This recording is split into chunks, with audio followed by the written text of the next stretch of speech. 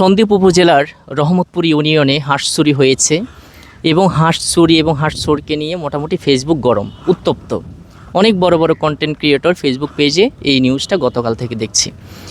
দর্শক, আমি জানি না এই ধরনের সামান্য একটা চুরির ঘটনা কতটুকু যৌক্তিক ফেসবুক পেজে নিয়ে আসা, এটা আমি নিতে পারছি না। যদিও আমার ফেসবুক পেজে কখনো সমালোচনাকে আমি কখনো স্থান দিই না, তারপর আজকে একটু বলতে হচ্ছে। দেখেন, জীবনের কোনো না কোনো পর্যায়ে মানুষ প্রত্যেকে চুরি করে। আপনি যে ফেসবুক পেজ চালাইছে সেও কিন্তু ছোটোবেলায় অবুঝ অবস্থায় কিন্তু চুরি করছে, কিন্তু তার মানে এটা নয় যে এই চুরির ঘটনাটা ফেসবুকে রেখে আজীবন তার 14 গোষ্ঠী পুত নাতি সন্তান সন্ততি সবাইকে সাক্ষী হিসাবে রেখে দেয়, প্রমাণ হিসাবে রেখে দিচ্ছে ফেসবুকে। এটা কেমন তোর কথা? এই মানুষটা তো চেঞ্জ হতে পারে, ইন ফিউচার তার মোরালিটি চেঞ্জ হতে পারে, সে সমাজের বড় কিছু হতে পারে, কিন্তু সেই সুযোগটা তো আপনি নষ্ট করে দিচ্ছেন। এটা এখন প্রফেশনাল চোর হয়ে যাবে। প্রত্যেকটা মানুষ অবুঝ অবস্থায় হোক বুঝের অবস্থায় কোনো না কোনো ভুল করে, সেই ভুলটাকে আপনি সংশোধন করার একটা সুযোগ দিতে হবে ভাই। প্রয়োজনে তাকে সামাজিকভাবে বিচার করেন, তার অন্যায় থাকলে সেটাকে অপ্লানে শাস্তি দেন, কিন্তু এই ঘটনাটা কি করলেন, ফেসবুকে দিয়ে দিলেন এবং মানুষটা সহ দিয়ে দিলেন।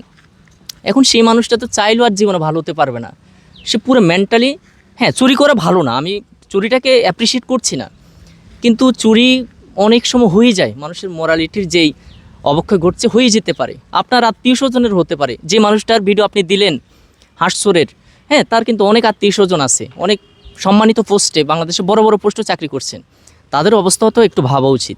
বা পৃথিবীতে এত বড় বড় চুরি হচ্ছে, কোটি কোটি টাকা চুরি হচ্ছে, আপনি সেগুলা নিয়ে কাজ করেন। হ্যাঁ, যেখানে পুরো দেশকে 12টা বাজা দিচ্ছে সেগুলো নিয়ে কাজ করেন। একটা হাঁস, এটা তো শখ করে মানুষ চুরি করে পার্টি করার জন্য, অনেককে দেখছি অ্যাভেলেবেল মানুষ।